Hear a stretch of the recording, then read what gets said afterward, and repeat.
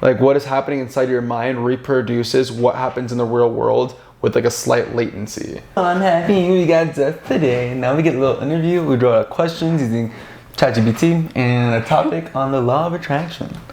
Well, you can ask me all the questions you want on the law of attraction, JESS. Okay, so the first question I want to ask is, how does the law of attraction work? So the law of attraction works by explaining that your thoughts reproduce what you get in the world. So basically, it's, let's say I have a thought of a positive attitude of like, I love people, or I assume that people like me. It's saying that like once that thought gets radiated out into the universe, like it actually activates other people to think that thought. Kind of like if I were to think about getting a red Mercedes, right? Like suddenly I would start seeing more red Mercedes around. I just see more opportunities aligned with that thought. Yeah.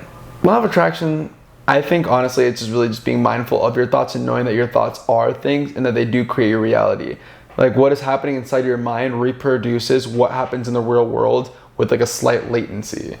If that makes sense. That does make sense. Like, Okay. I'm getting nervous, guys. I'm a little nervous too. It's also hot in here, but whatever. It's fun. Okay, how has the law of attraction impacted your life personally? I think mainly the law of attraction has affected my life earlier on than I would have known, because I was always taking my dreams and like putting them in reality. Like if I were to fall asleep and I had a dream that was like really emotionally impactful, I would just act out that dream. And that kind of just showed me that your thoughts create your reality. And so, and like the craziest thing that ever happened to me was like my deepest dream about getting an RV. And like I fell in love with like get this RV in my dream and whatever. Yeah. Like long story short, I get an RV in my dream, fall in love with a girl, and I did that exact same thing in real life, which is just nuts. And yeah, like knocking on people's doors, asking them for RVs, and like suddenly some dude had like a underpriced RV by like $10,000, which is crazy. You knocked on people's doors for an RV? Yep, I knocked on people's doors, but that's like the law of attraction. I feel like the law of attraction can be really simply put to like have a fucking attitude that says that you can do what you want to do. Like, for example, if I wanted to go knock on doors, right? Like I have to have the idea that this person might indeed give me the RV.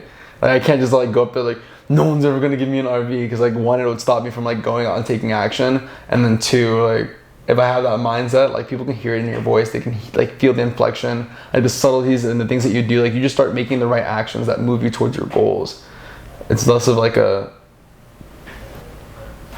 magical thing, I think, for practical people. It like literally is though, because like, your consciousness is like the whole world, but like for like a really practical use, it's just like think that the things that you want are possible, and like actively do that over and over and over again, so that you can actually take the action in order to receive the things that you want.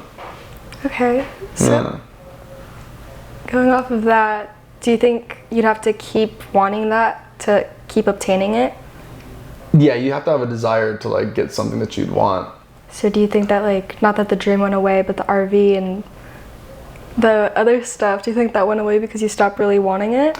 No, it went away because of the attitude that I didn't later adopted. So like, let's say there's the RV, there's like the marriage, there's like all of these things. I allowed fear and negativity into my mind constantly, and I would hyper focus on it for extended periods of time, and then it reproduced itself in this reality. Yeah, because that kind of feels like you created a new like reality, like you did the opposite of trying to attract it, you pushed it away. No, I was actively thinking about negative things. So like, it's not that you push things away, whatever you think about comes to you. So it's like, let's say one of your thoughts could be like, oh, I don't want my spouse to cheat on me. The fact that you're even thinking about cheating or your spouse at all attracts that thing to you. You can say, I don't want it, or I do want it, but either way, you're still thinking and focusing on that, and so that brings that to you. And so the same thing for me, it was more like, I don't want this relationship to fail, and I want to do so bad, and I want this to work out so badly, and I don't want this to happen, or this to happen, or this to happen, but I don't think this is going to work because of this and this and this. And the fact that any of those thoughts were in my mind rotating constantly, I allowed that to happen, was what gave me the reproduction of like, this isn't going to work out. Okay.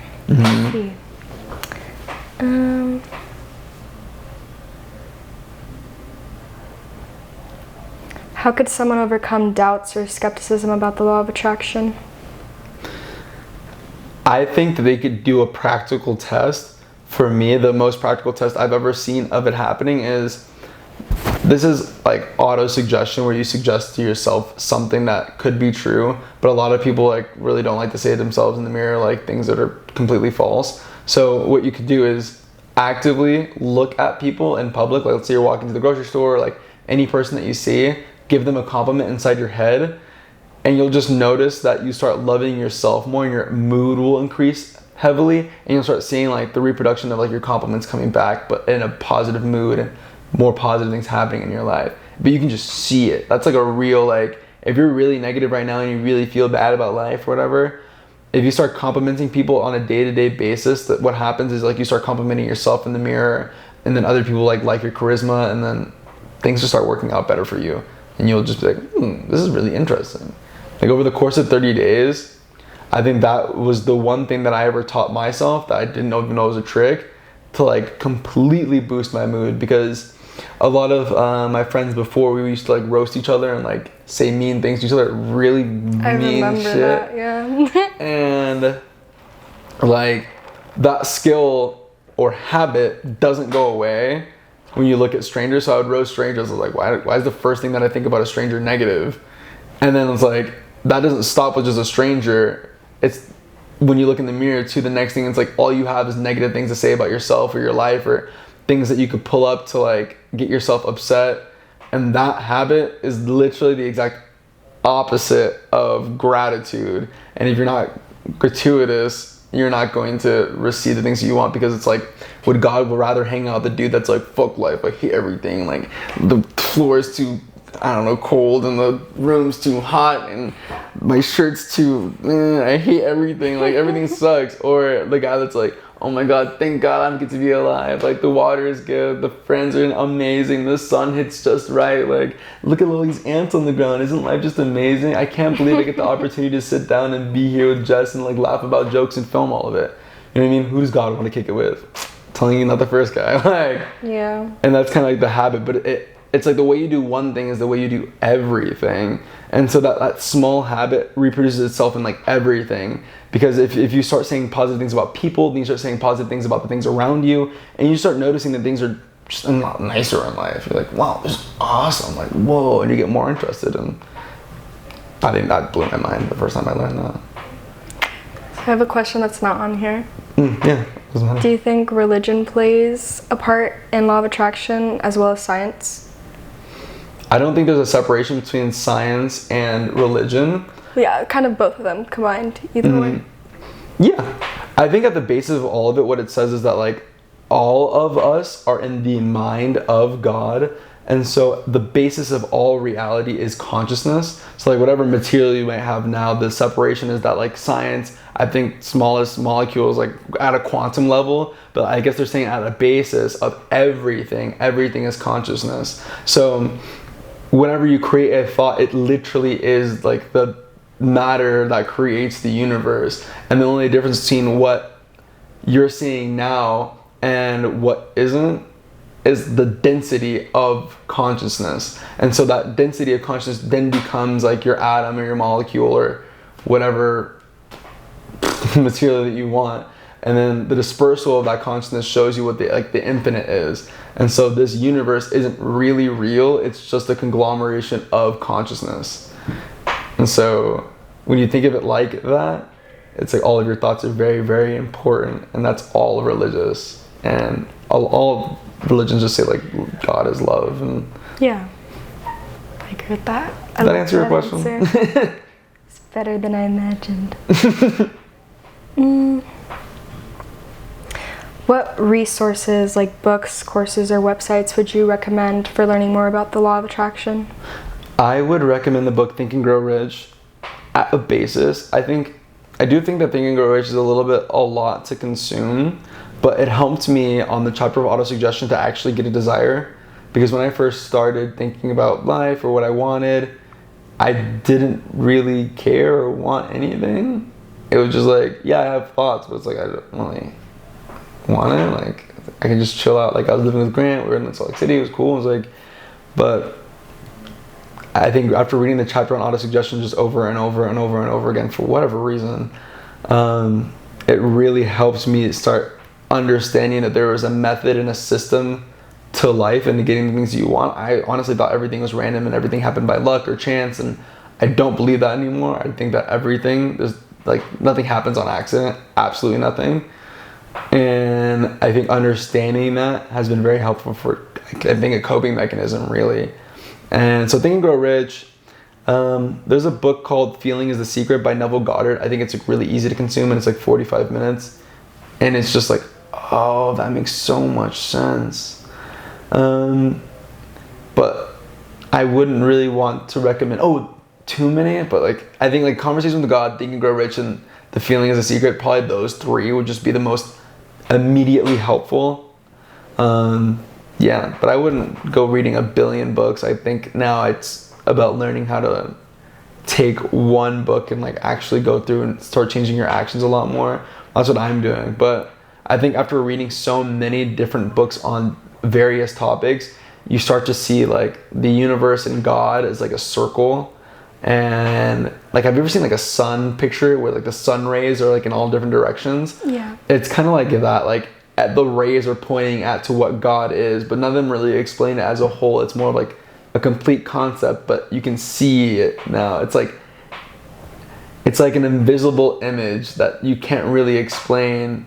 Well, I guess a lot of people do explain it. They say God is energy, but like once you see it from all different angles, like from Muslim to Jewish to Christian, like all of them are explaining the exact same concept over and over and over again, and it's like a slightly different form, which is interesting.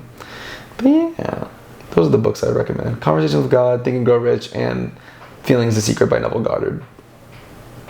Is there a quote from one of those books that like you remember or is your favorite? Let's see. Anything that man can believe and conceive. I don't know. No, not directly. It's okay. I think it's like whether you think you're wrong or you're right, like, or you think you can or you can't, you're right. I like that a lot, but direct quotes from these books, no. I know a lot of people do like love quoting these books, but like honestly, like no. I think the concept of them more so makes more sense to me. Like, if I were to quote something, I'd probably quote the entire chapter of autosuggestion. Okay. Just because like I would read that every single night over and over and over and over and over again. So yeah, like the one quote from all personal development stuff though, I would say is like, you become what you think about. And I learned that from, actually no, there's a better one. Success is the progressive realization of a worthy ideal.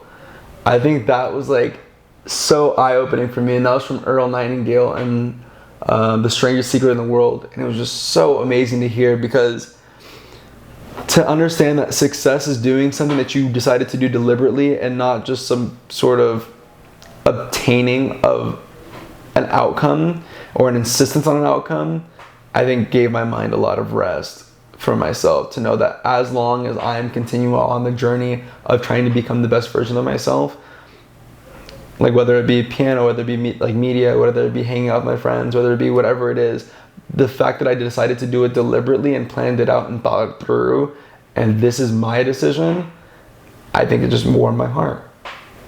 You know? It's nice, Will. Yeah. Okay. Looking forward, what are some future trends or developments in the understanding of the law of attraction? I think it's becoming way more blatantly obvious. Like with the use of like social media and all of that, I think the answer isn't hidden anymore. Like you can't hide the fact that you become what you think about, because everyone's able to see exactly who is succeeding and who is not so very fast through social media. And it's like, it's becoming more of like a major choice to fail. You know what I mean? It's like you have to be trying pretty hard. And that's what's gonna happen later. It's like before, I think there was like a huge barrier of like actually getting information, but now there's no barrier of information, and everyone's seeing it and everyone's being explained this exact same topic. And you have like 14-year-olds and like 10-year-olds understanding like these concepts at like a very fast rate.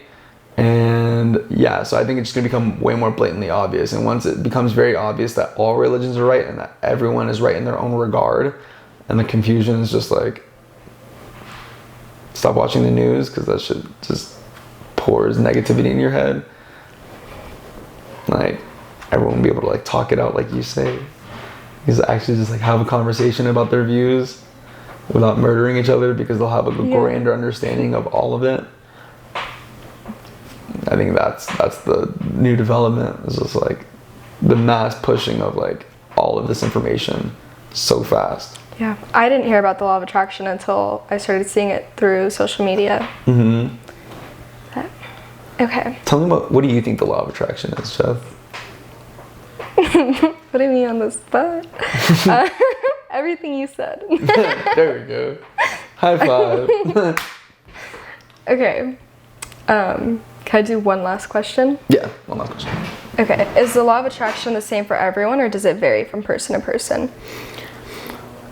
Yeah, it's the same for everyone. I would say the only like exception to this rule, this is what I was reading in Think and Grow Rich today, it's just like, if you have like a major mental disorder, or like you're born without the capability of proper thought, I think that was like the one where it was like, yeah, unfortunately, I can't really speak for that.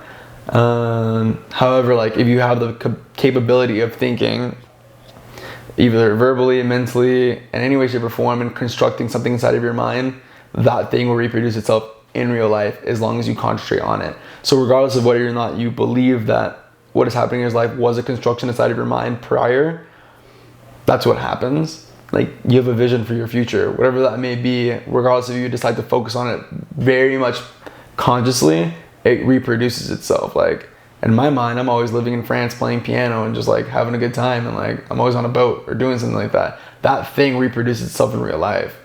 And so you have to be careful of like the images that are in your house, pictures, quotes, because those things really do influence like what you're constantly focusing on, and reproduces it very quickly.